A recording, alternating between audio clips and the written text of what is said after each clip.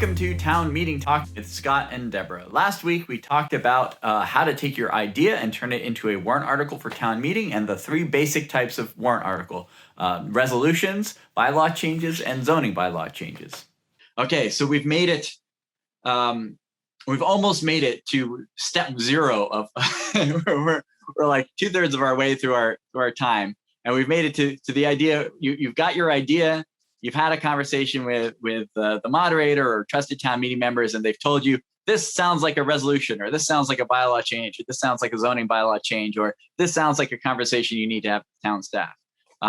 So what comes next? If we're doing a warrant article for, I don't know, pick a topic. I mean, there are certain subcommittees that you're going to go through.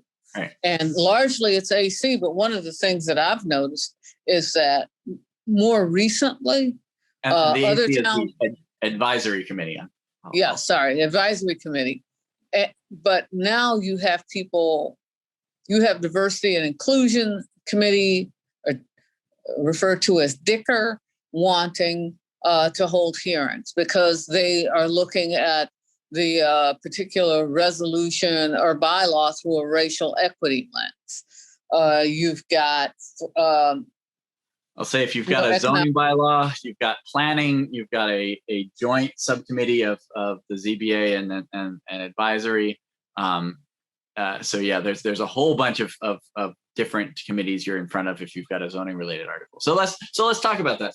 So yes, when you draft it, there are a few magic words you have to use, for resolutions and everything has to see if the town will discuss, and then the text of your thing, and then or anything related to there too.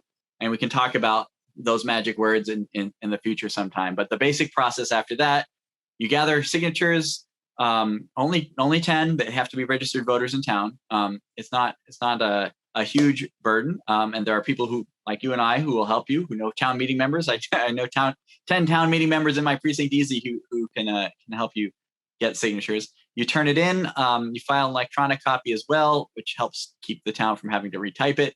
And then it gets scheduled for a series of hearings. And this is where, as you said, the real sort of work gets done. By the time the article is actually debated in town meeting, to some degree, the lines are drawn, and we've sort of boiled the issue down to, maybe one or two or three options. So, tell us about that hearing process, Deborah. Well,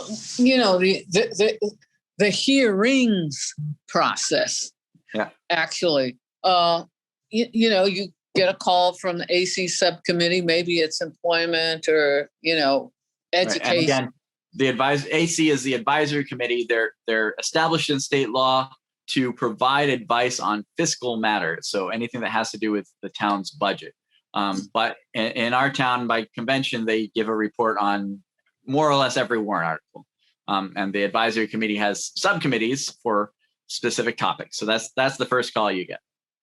And so you get organized, you get your people together, and you go to the subcommittee, and you will make a presentation in support of your particular warrant article, and be prepared to say why it's needed, who it's going to benefit, how much it could cost the town, because advisory committee is going to ask you that question.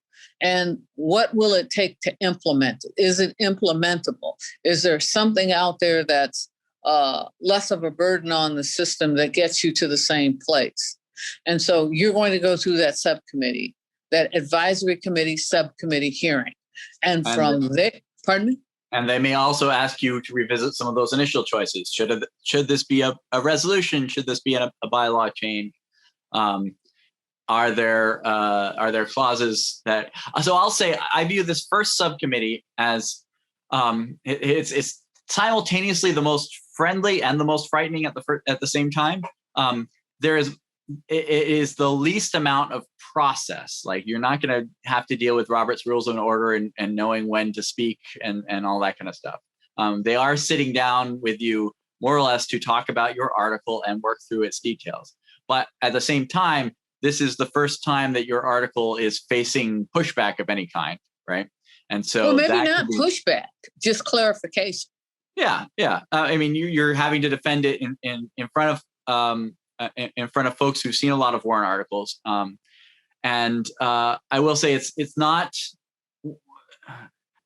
I like to see the subcommittee viewing this as a friendly effort to try to come up with something which is best for the town. We all have the town's best interest at heart.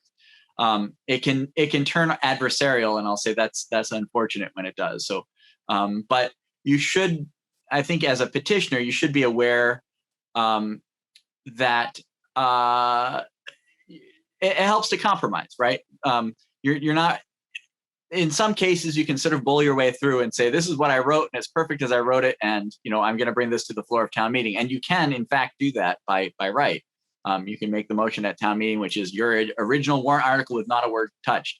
But as a strategic matter, if nothing else, it's useful to figure out what is most important to you in your article, and what parts you can compromise on, and what parts you can gratefully accept help with that you perhaps hadn't thought of before. And I think working together, again, this first step, because it's the least process oriented, this first subcommittee is your best chance to sort of incorporate constructive criticism and try to come up with something that can pass the next couple of steps. And I agree with that totally. I mean, you've got people that have been doing this for years and years. And you may have a phrase in there, and I had that experience with the changing the size and scope of the HAB membership bylaw. Housing Advisory Board. Yeah, Housing Advisory Board. I keep hitting these acronyms.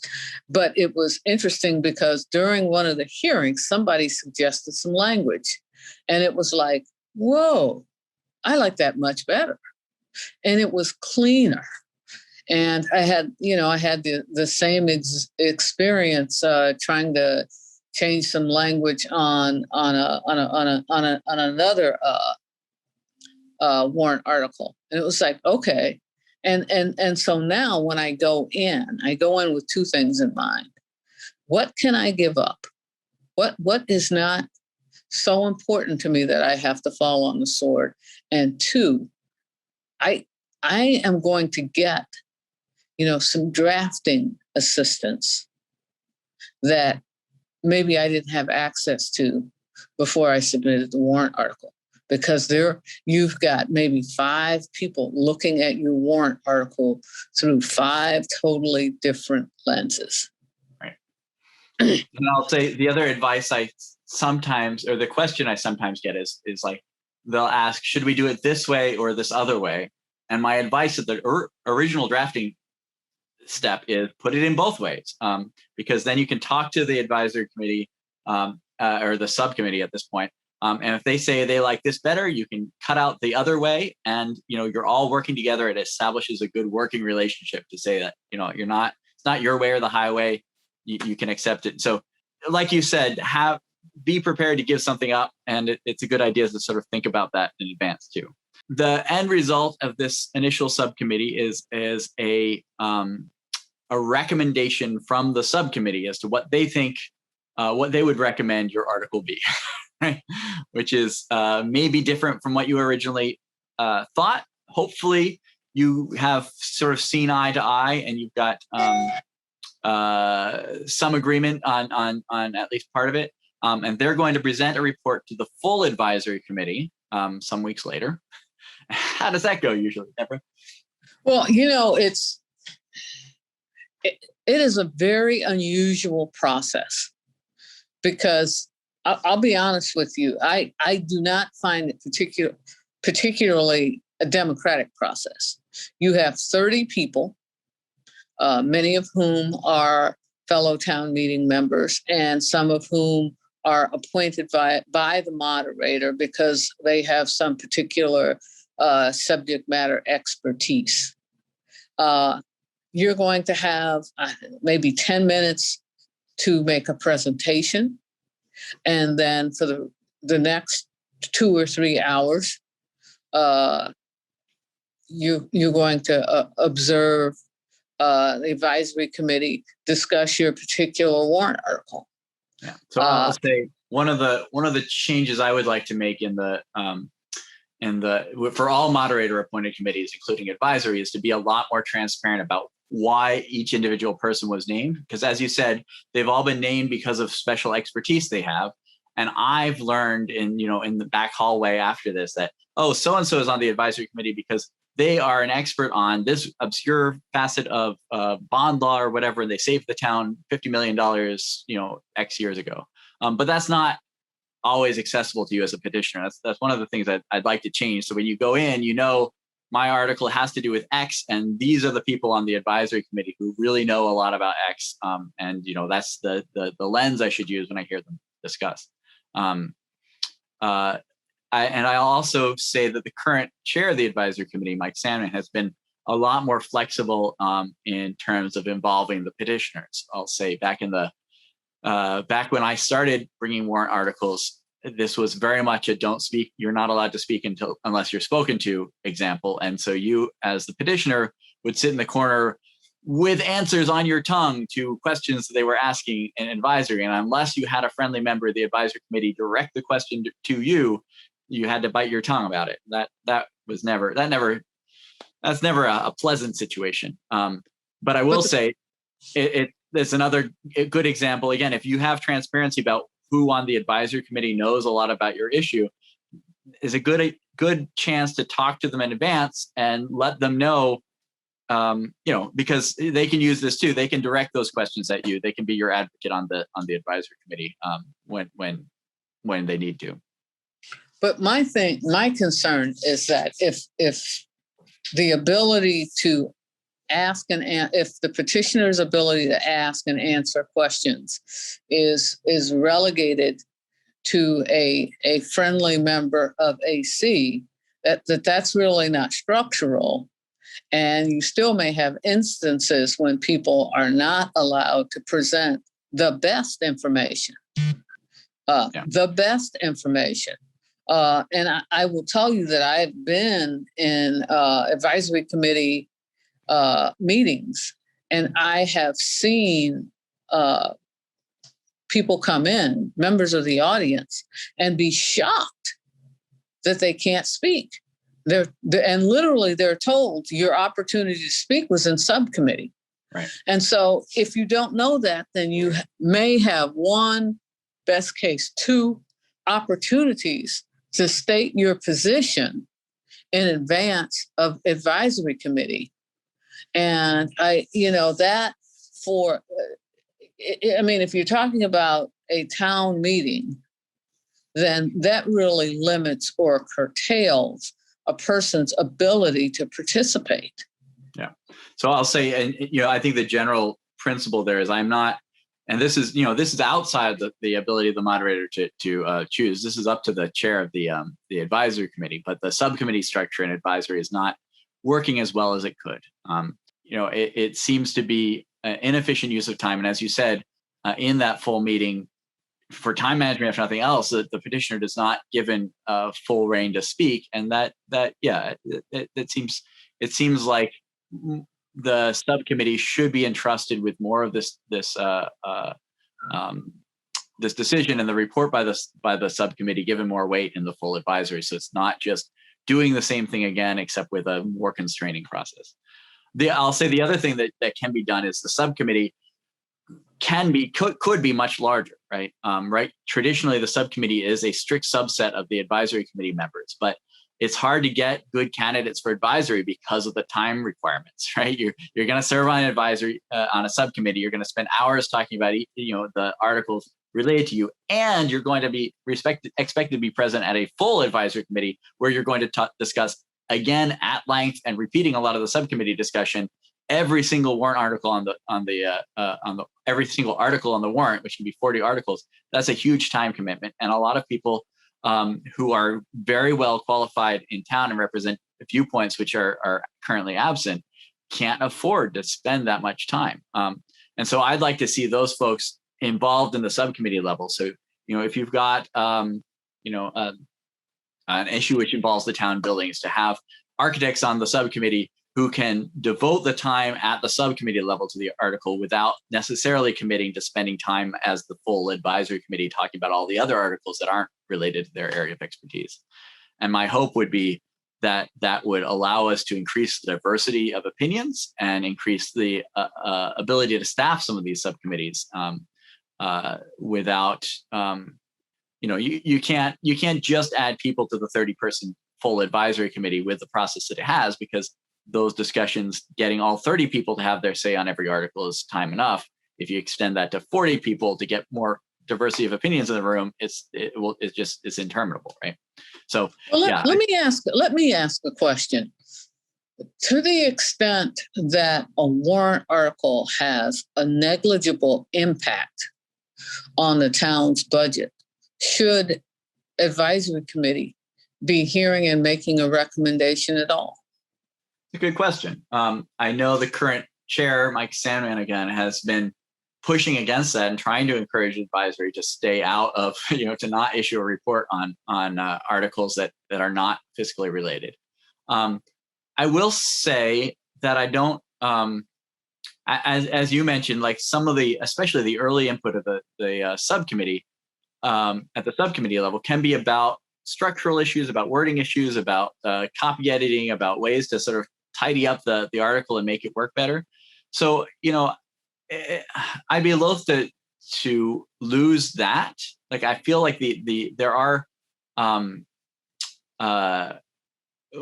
there is valuable expertise that can be brought to bear, but I think you're right in that having 30 people all weigh in on 40 articles in a big group meeting is not sustainable.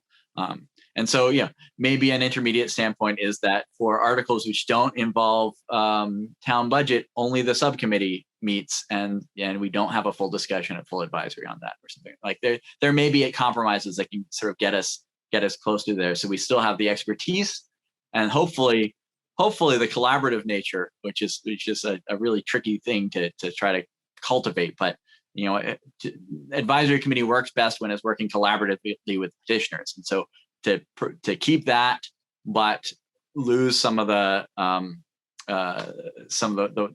less important, some of the redundant debate, we'll say, would be helpful. Because this is not the end of the process, right? So the advisory committee is going to, so the full advisory committee now, in theory, is going to, more or less come up with the same report as the subcommittee did, but it hopefully endorse the subcommittee's language. But in fact, that doesn't always happen, and the full advisory committee might go in a different direction, approve different language. Generally, the author of the subcommittee report will also author the report for the full advisory committee. But that is now the advisory committee's recommendation, and now that goes upstairs. and who gets a crack at it now? Select board. Right. So the select board also hears all 40 articles, and they have a public hearing process. So the petitioners are invited to present their article to the select board. Select board usually, but not always, will wait for the advisory committee before they vote. Timing wise, they sometimes can't, but they like to hear from everybody before they make their recommendation, where everybody includes the advisory committee recommendation. Then they debate among the 5 of them, and they'll issue their recommendation as well. What are some of the ways that can go well and go wrong, Deborah, in your experience? Well, one of the ways that the select board hearing can go well is that, if you've had a really good advisory committee subcommittee meeting, and there's a meeting of the minds, and a substantial number of advisory committee members agree, then it tends to be more likely that advisory committee is going to accept the recommendations with few. Select board will select, will have much in the way of issues and make recommendations. And maybe I should clarify for anyone watching who doesn't. So the select board is the executive. They're they're the president, they're the executive branch of our government. And so they're again, they're right. They're just issuing recommendations like the advisory. None of this is binding yet. The only thing that's binding is the vote of town meeting, which is sort of Congress in this analogy. But folks do listen to the advice and recommendations of the select board and advisory, especially if it's done well and in collaboration with each other. I will say a frequent tension I see is that the advisory committee will decide that the answer is for the select board to do something, right? The advisory committee will set up a select board committee to study something, and the select board will say, "Wait a second, I'm not sure we want to do this," and send it back down to advisory. And sometimes you can have a little bit of pass the buck going on there. Sometimes select board just has a different idea about how something should go. So I think as you said, when it goes well, the select board goes along with recommendations, hopefully of both the advisory and the petitioners, the folk who brought the article. But sometimes there's some back and forth. If the select board does not agree with advisory, advisory can then meet to reconsider based on the input from the select board. And this can go back and forth a number of times before they hopefully reach some kind of agreement. This can go back and forth almost up until town meeting. Yes. So, in fact, the town meeting starts at 7:30. There will be meetings of both advisory and the select board starting at 5 or 6 or 7, where they will be hammering out those last details. And if they don't work it out, you will have competing motions at town meeting. So we're running long, so let's jump to town meeting. So town meeting is where the actual vote happens. The petitioner, who had the good idea in the first place, have the privilege of making the main motion. And your main motion can be the motion that the advisory has worked out with you, or the select board has worked out with you, or something else. But yours is the main motion for debate. But before we vote on that, we'll first vote on some amendments or potential referral motions that make changes to what the main motion is. So if advisory, in this worst case where the advisory committee and the select board couldn't reach an agreement, you'll have an amendment that changes your motion to what the advisory committee motion is, and an amendment that changes your motion to what the select board motion is. And town meeting will vote on those in turn before they vote on whether or not to pass the thing. So they'll vote, should we change this to the advisory committee motion? Then they'll vote, should we change this to the select board version? And then whether it was changed or not, should we actually do the thing? And there's a couple other options that can come up as well, like referral, right? So why are you putting your head in your hands, Deborah? Because the referral sometimes is a misnomer for killing a warrant article. And typically, if something is referred to a committee for future work, they're usually given at least 6 months, maybe a year.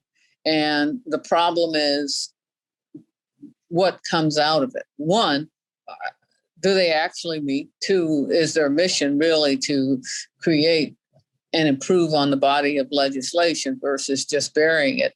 And three, you obviously feel somewhat disappointed because your warrant article may feel like you just didn't get a full and fair hearing.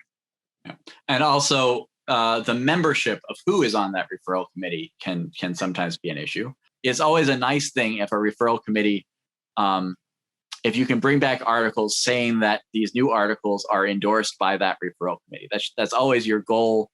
If your articles get referred, your goal sort of shifts to, let's work with the referral committee to get them to agree to the thing that I originally proposed, maybe slightly differently. So it's not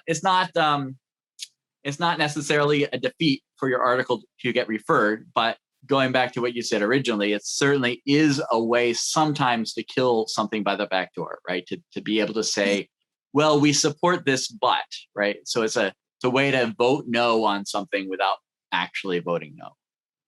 And I'm going to take us back to the earlier part of the conversation where I said sometimes you're introducing a resolution just to create a more robust body of debate. And so in that sense, the referral may make excellent sense in terms of proceeding ahead with, a more detailed strategy.